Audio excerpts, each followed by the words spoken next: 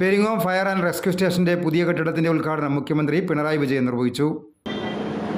വയനാട് ദുരന്തത്തെ പരാമർശിച്ചുകൊണ്ട് പ്രസ്താവിച്ചു. പ്രളയകാലത്ത് നാം ഇത് കണ്ടതാണ്. 2018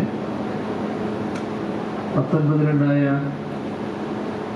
അതിരൂക്ഷമായ കാലവർഷത്തിൻ്റെ ഘട്ടത്തിലും സുദൃഢമായ സേവനം നാം കണ്ടതാണ്. തുടർന്ന് കോവിഡ് കാലത്തും നല്ല പ്രവർത്തനം കാഴ്ചവെക്കാൻ ഫയർ ആൻഡ് റെസ്ക്യൂ സർവീസസിന് കഴിഞ്ഞു. എന്നാൽ അടുത്ത കാലത്ത്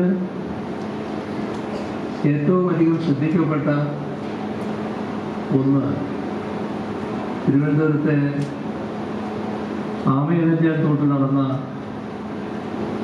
അപകടമായിരുന്നു. അതുമായി ബന്ധപ്പെട്ട്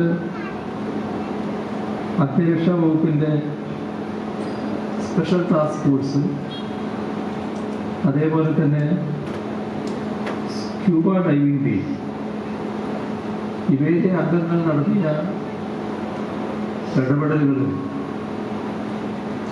അത് കണ്ടവരും അറിഞ്ഞവരുമായ സകലമാന പേരും അങ്ങേയറ്റം പ്രശംസിച്ചു വന്നായിരുന്നു. അത്ര പ്രശംസനീയമായ രീതിയിൽ ഇടപെടാൻ കഴിഞ്ഞത്.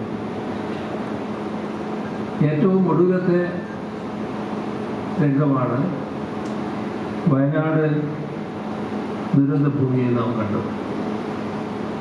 സമാനതയില്ലാത്ത രക്ഷാപ്രവർത്തനം എല്ലാവരും ഏകോപിതമായാണ് അവിടെ നടത്തിയത്. എല്ലാവരും സ്തുത്യർഹമായ പ്രവർത്തനമാണ് കാഴ്ചവെച്ചത്.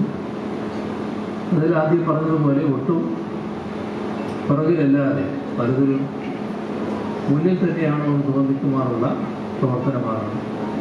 ടി ഐ മധുസൂദനൻ MLA അധ്യക്ഷത വഹിച്ചു. Rajmohan Unnithan MP, fire and rescue director general K. Padmakumar IPS, administration director Arun Alphons, തദ്ദേശ സ്ഥാപനങ്ങളുടെ പ്രസിഡന്റുമാരായ PV Vatsala, VM Unnikrishnan, KF Alexander, MV Sunilkumar, TR Ramendran, മറ്റ് ജനപ്രതിനിധികളായ T. തമ്പാൻ, M. രാഘവൻ, രജനി മോഹൻ, വിവിധ രാഷ്ട്രീയ പാർട്ടികൾ പ്രതിനിധികൾ എന്നിവർ പ്രസംഗിച്ചു.